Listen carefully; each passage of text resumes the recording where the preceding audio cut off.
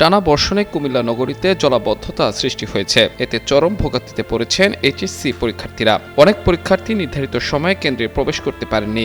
সোমবার মাত্র 3 ঘন্টায় 107 মিলিমিটার বৃষ্টিপাতে তলিয়ে গেছে নগরীর প্রধান সড়ক, অলিগলি ও আবাসিক এলাকা। কোথাও হাঁটু সমান, কোথাও কোমর সমান পানি জমে সৃষ্টি হয়েছে ভয়াবহ জলাবদ্ধতা। বাসাবাড়িতে পানি ঢুকে পড়ায় চরম দুর্ভোগে পড়েছেন হাজারো মানুষ। সবচেয়ে বেশি বিপাকে পড়েছে নিম্ন আয়ের পরিবার, দিনমজুর ও কর্মজীবীরা। হাসপাতালগুলোতে রোগীদের শয্যার নিচেও পানি ঢুকেছে। এদিকে এমন পরিস্থিতিতে বৃষ্টিতে ভিজে হাঁটু পানি ডিঙিয়ে কিংবা নৌকায় করে কেন্দ্রে প্রবেশ করতে দেখা গিয়েছে এইচএসসি পরীক্ষার্থীদের। এতে ক্ষোভ প্রকাশ করেছেন অভিভাবক ও শিক্ষার্থীরা। তারা জানান, এমন দুর্যোগপূর্ণ আবহাওয়ায় পরীক্ষা স্থগিত করা উচিত ছিল।